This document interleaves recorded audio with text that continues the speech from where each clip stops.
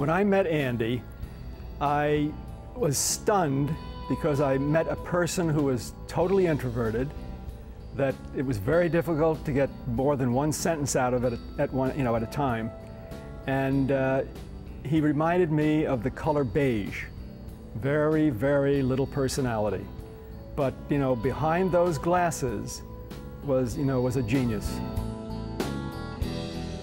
I mean, there would be a total silence, and then all of a sudden, as if, all this stuff is churning within his mind.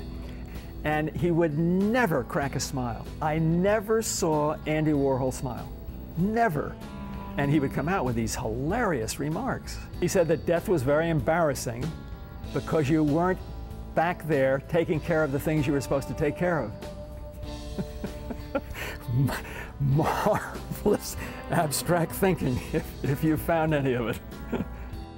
When I was shooting Andy, I said to myself, how can a man become enormously famous when all he's doing is silk screening a Campbell's soup can? Andy was he was a brilliant, brilliant innovator, and he was sufficiently smart to align himself with fame, where you get an enormous exposure off of being involved with fame. If you stand next to fame, some of the fame rubs off on you. My favorite photo of Andy Warhol probably is Andy standing in the field of flowers with a bouquet of black-eyed Susans in front of his body. He had this amazing sort of coy, retired look on his face.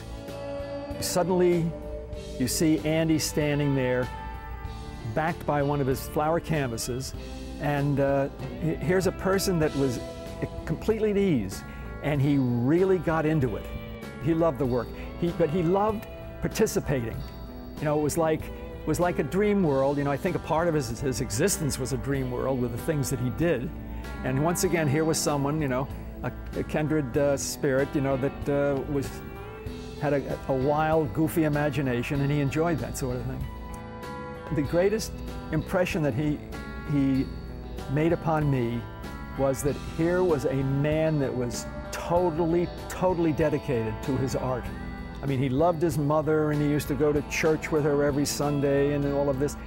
But when all was said and done, into the factory and produce. I don't think he slept.